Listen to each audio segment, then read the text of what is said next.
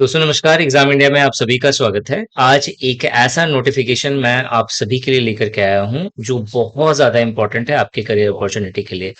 This notification is announced by oil India. Oil India के द्वारा announce करा गया है। ये नोटिफिकेशन 8 अगस्त 2025 को रिलीज हुआ है। बेसिकली ये ग्रेड 3 की यहाँ पे पोस्ट है जिसका पे स्केल अगर देखा जाए तो बहुत अच्छा है, 26,600 से लेकर के 90,000। और सबसे प्लस पॉइंट है यहाँ पे, जिन बच्चों ने सिर्फ 12th पास करा हुआ है, ठीक है, वो भी अप्लाई कर सकते हैं। और अगर आपने ग्रेजुएशन करा हुआ है तो उस बिहाफ पर भी, 12th तो आपका हो गई, तो 12th लेवल का ये पोस्ट है, आप इसके लिए अप्लाई कर सकते हैं। टोटल 10th वैकेंसी है। नो डाउट वैकेंसी बहुत कम है। बहुत किसी को लग रहा होगा यार इतना कम पोस्ट है, हम लोग कैसे प्रिपरेशन करेंगे, क्या होगा। लेकिन हमेशा ये ध्यान रखिएगा, जहां पोस्ट बहुत ज्यादा होती है वहां पे कंपटीशन बहुत ज्यादा आपको देखने को मिलेगा। और जहां पोस्ट कम है तो ऑब्वियस है, जिस तरह से आप सोच रहे हो कि कम वैकेंसी है, उस तरह से हर कोई सोच रहा है। तो जिन बच्चों ने इसके लिए अप्लाई करा, नो डाउट उन्हें competition as compare to other exam आपको कम देखने को मिलेगा। ठीक है। तो एक गोल्डन अपॉर्चुनिटी है। अगर आपको लगता है कि मुझे जल्दी जॉब चाहिए, मुझे अपना करियर जल्दी बनाना है, तो कोई भी अपॉर्चुनिटी मिस नहीं करना चाहिए। तो this is a type of opportunity for you. ठीक है। करना क्या है, फटाफट ऑयल इंडिया के साइट पे जाना है, आपको इसके लिए अप्लाई करना है। और पूरा प्रोसेस आपको मैं इस वीडियो में क्लियर कर रहा हूं, तो वीडियो पूरा देखना है, उसके बाद जाकर के अप्लाई करना। जो पोस्ट बताया गया है यहाँ पे, ये जूनियर ऑफिस असिस्टेंट 1 का बताया गया है। बहुत इंपॉर्टेंट, बहुत अच्छी पोस्ट है। अगर आप देखोगे जूनियर असिस्टेंट ऑफिस के बाद जो नेक्स्ट प्रमोशन होता है यहाँ पे, वो होता है ऑफिस असिस्टेंट का। देन आफ्टर असिस्टेंट की पोस्ट पे रिक्रूट होते हैं। ठीक है। तो अपॉर्चुनिटी बहुत ज्यादा है यहाँ पे। असिस्टेंट यानी कि गैजेटेड ऑफिसर की यहाँ पे आपको पोस्ट मिलेगी। ठीक है। यहाँ पे एक चीज आपको ध्यान में रखना है, आपने 12th पास करा हो, this is most important. But after this आपके पास एक सर्टिफिकेट या डिप्लोमा होना चाहिए कंप्यूटर एप्लीकेशन में। और उसका जो मिनिमम ड्यूरेशन है वो 6 मंथ होना चाहिए। अगर आपका 6 महीने का डिप्लोमा है तो जाकर के आप अप्लाई कर सकते हैं। और यहाँ पे भी स्पेसिफाई कर दिया गया है, MS word, MS Excel, power point, ये इसका आपको नॉलेज होना चाहिए। ठीक है। अगर इससे रिलेटेड कोई भी डाउट हो कि आपके पास डिप्लोमा नहीं है या फिर किसी और तरीके का डिप्लोमा है, तो बहुत सिंपल है। अगर आपको डाउट हो रहा है और आप एक जेन्यून गाइडेंस चाहते हैं कि एक्चुअल में क्या मैं एप्लीकेबल हूँ, क्या मैं एलिजिबल हूँ, ये चीज जानना चाहते हो, तो बहुत सिंपल है। मेरा व्हाट्सअप नंबर है 9717782301। ठीक है। ये आपको स्क्रीन पे भी दिख रहा होगा नीचे की तरफ। आपको करना क्या है, इस व्हाट्सएप नंबर पे आपके जो भी डाउट्स हैं, जो भी क्वेरीज है, आप हमसे पूछ सकते हो डायरेक्टली, फ्री ऑफ कॉस्ट है। आपको 1 रुपया भी इसके लिए पे नहीं करना है।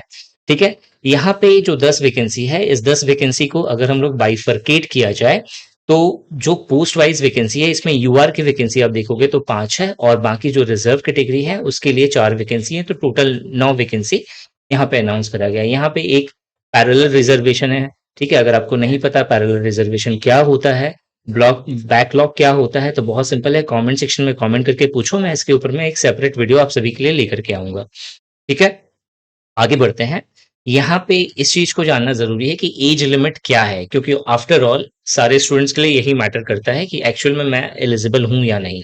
तो अगर देखोगे, अगर आपकी मिनिमम एज अगर 18 ईयर से 18 साल है, और अगर आप जनरल कैटेगरी से बिलोंग करते हैं, तो मैक्सिमम 30 साल होनी चाहिए। तो इस ड्यूरेशन में, इस एज पीरियड में अगर आप हो, then you can apply for this post. उसी तरीके से SC के लिए 35 ईयर्स, ST के लिए 30 ईयर्स, OBC के लिए 33 ईयर्स है। ठीक है। इससे भी रिलेटेड बहुत सारे डाउट्स होते हैं आपके, तो वो भी आप मुझे व्हाट्सएप पे पूछ सकते हो। ठीक है। मैं आपको डिटेल में चीजें समझा दूंगा, गाइड कर दूंगा। ठीक है। नाउ अगर हम लोग नीचे आए, तो सिलेक्शन का मेथड ये बहुत जरूरी होता है समझना, क्योंकि आफ्टर ऑल अगर आप किसी भी एग्जाम के लिए अगर आप अप्लाई करते हो, तो जब तक आप सिलेक्शन प्रोसेस नहीं समझोगे तब तक आप फिर प्रिपरेशन कैसे करोगे, क्योंकि दिस इज द की। क्योंकि अगर आपने एक बार प्रिपरेशन करा, तभी आपको आगे चल के ये पता चलेगा कि मैं सही जा रहा हूँ या नहीं जा रहा हूँ, सिलेबस कवर कर पाऊंगा या नहीं कवर कर पाऊंगा, क्वेश्चंस कैसे आएंगे। तो सिलेक्शन प्रोसेस, सिलेक्शन मेथड समझना बहुत ज्यादा जरूरी है। तो अगर यहाँ पे देखा जाए, तो बेसिकली जो आपका एग्जाम है वो यहाँ पे 3 सेक्शंस में डिवाइडेड है। जिसमें जो सबसे पहला है, मतलब जो पहला पेपर होगा यहाँ पे, the question paper of the computer based test, जो CBT आपका होने वाला है, वो 3 सेक्शन में डिवाइड है। इसमें जो पहला सेक्शन होगा वो इंग्लिश लैंग्वेज का होगा, देन जनरल नॉलेज और या फिर जनरल अवेयरनेस का होगा, with some questions on Oil India Limited. आपको ऑयल इंडिया लिमिटेड के बारे में मालूम है कि ऑयल इंडिया लिमिटेड क्या होता है, क्योंकि यहाँ पे ऑयल इंडिया लिमिटेड से क्वेश्चंस पूछे जाएंगे। तो अगर आप देखोगे कि ऑयल इंडिया लिमिटेड ये है क्या, तो बेसिकली ये पीएसयू है। पीएसयू का मतलब होता है पब्लिक सेक्टर यूनिट। यहाँ पे मतलब आप देखो कि गवर्नमेंट भी अपना पैसा लगाती है और प्राइवेट सेक्टर भी अपना पैसा लगाती है, लेकिन ज्यादातर पैसा जो होता है, आपको बहुत कॉमन लैंग्वेज में समझा रहा हूँ, ज्यादातर पैसा जो होता है वो गवर्नमेंट का होता है, इसलिए उसे पीएसयू कहते हैं, ठीक है। और ये एक महारत्ना होता है, मतलब अगर देखा जाए कि जो जीडीपी है, जो ग्रोथ है इंडिया का, उसमें इसका बहुत बड़ा रोल होता है। ठीक है, तो आपको इस पे बेस जो है ऑयल इंडिया लिमिटेड कब फॉर्म हुआ, ठीक है, ये क्या काम करता है, इस पे बेस आपसे क्वेश्चंस पूछा जा सकता है। इसके अलावा ये दो सेक्शन के अलावा रीजनिंग, अर्थमेटिक, न्यूमेरिकल, अर्थमेटिक और न्यूमेरिकल एप्टीट्यूड, इसके क्वेश्चंस होंगे और साथ में मेंटल एबिलिटी के क्वेश्चंस पूछे जाएंगे यहाँ पे, ठीक है। इसके अलावा यहाँ पे एक और चीज मेंशन है कि रिलेवेंट टेक्निकल नॉलेज होना चाहिए in the course curriculum depending on the trade and discipline.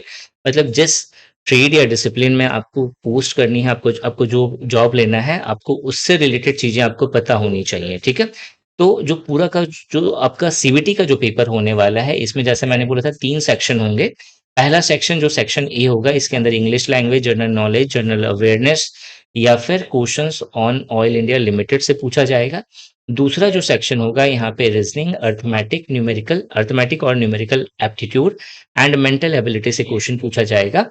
तीसरा जो है यहाँ पे डोमेन नॉलेज से क्वेश्चन पूछा जाएगा। रिलेवेंट टेक्निकल नॉलेज मतलब जिस फील्ड में आप जॉब करना चाहते हो उस फील्ड के अकॉर्डिंग कुछ होगा, ठीक है। नो डाउट यहाँ पे अभी हो सकता है कि आपको क्लियर ना हो, मैं आपको और भी चीजें इसके ऊपर में क्लियर कर दूंगा। कमेंट सेक्शन में कमेंट करके जरूर बताना मुझे, ठीक है। Questions will be based on the qualification prescribed for the post and commensuration with the level of the post. मतलब जिस लेवल का आप पोस्ट लेना चाहते हैं उसी के बिहाफ पर, उसी के अकॉर्डिंग कुछ क्वेश्चंस यहाँ पे बनेंगे, ठीक है।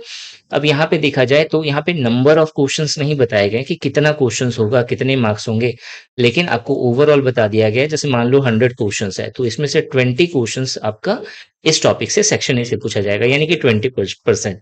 लेकिन एग्जैक्टली वंस अगेन यहाँ पे टोटल नंबर ऑफ क्वेश्चंस बताया नहीं गया है कि 100 होगा, 200 भी हो सकता है, वी डोंट नो, ठीक है। अगर 200 होगा तो यहाँ पे 40 क्वेश्चंस बनेंगे 40 मार्क्स के, इस तरीके से यहाँ पे मेंशन करा गया है, ठीक है। फिर यहाँ पे 20% जो है आपका इस टॉपिक से सेक्शन बी से आएगा और 60% जो है सेक्शन सी से क्वेश्चंस पूछा जाएगा। ओवरऑल फिर आपका हो गया 100%, मतलब टोटल जो 100 क्वेश्चंस होगा या 200 क्वेश्चंस होगा, या जितना मार्क्स होगा उसके according this one will divide, ठीक है। आगे हम लोग बढ़ते हैं।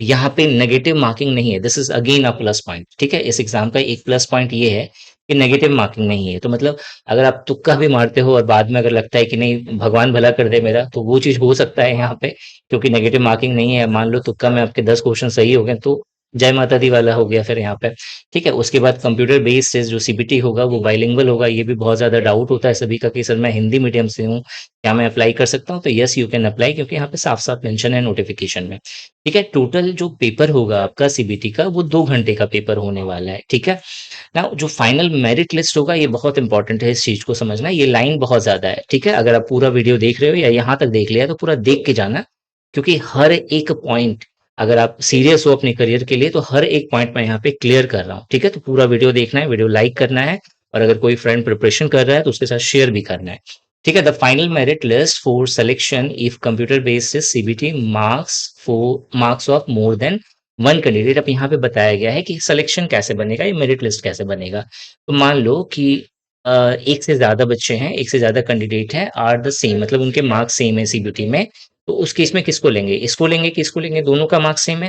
तो यहाँ पे इन्होंने मेंशन करा गया है then the candidate who obtain more marks in part C, मतलब पार्ट सी मतलब जो डोमेन वाला जो पोर्शन हो गया, 60% जहां से क्वेश्चंस बनेंगे, अगर उसमें जिसका ज्यादा मार्क्स है उसको प्रीफर किया जाएगा पहले वाले के कंपैरिजन में। अगर मान लो सेक्शन सी में 2 बच्चे हैं जिसका सेक्शन सी में सेम ना मार्क्स है, तो उस केस में जो पहले वाला जो पार्ट बी होगा, ठीक है, उसमें देखा जाएगा कि पार्ट बी में किसके मार्क्स ज्यादा है, ठीक है। तो इसी तरीके से आपका जो है प्रेफरेंस होगा, उसी के तरीके से मेरिट लिस्ट में आप आओगे, ठीक है ना। डॉक्यूमेंट वेरिफिकेशन वगैरह सब हम लोग बाद में डिस्कस करेंगे, दीज आर नॉट इम्पॉर्टेंट, ठीक है। अभी ज्यादा इंपॉर्टेंट नहीं है, बाद में जो है ये हो सकता है, ठीक है। बाकी यहाँ पे हर एक पॉइंट मैंने डिस्कस कर लिया है। थोड़ा सा हम लोग समझ लेते हैं कि आप लोग अप्लाई कब कर सकते हो। तो अगर आप इसके लिए अप्लाई करना चाहते हैं तो 8/8/2025 से इसका नोटिफिकेशन, मतलब एप्लीकेशन का जो प्रोसेस है वो स्टार्ट हो जाएगा 2 बजे से, और 8/9 यानी कि 8 सितंबर तक ये लास्ट चलेगा 12 बजे तक, मतलब 12 बजे से पहले तक आपको अप्लाई करना है, ठीक है। और यहाँ पे जो है अगर आप देखोगे कि जो रजिस्ट्रेशन वगैरह सब है, अपना यूज़र आईडी जब आप अप्लाई कर रहे हैं तो यूज़र आईडी जो होगा या पासवर्ड जो होगा उसे अच्छे से सेव करके रखना जो आपको मेल में जाएगा, ठीक है?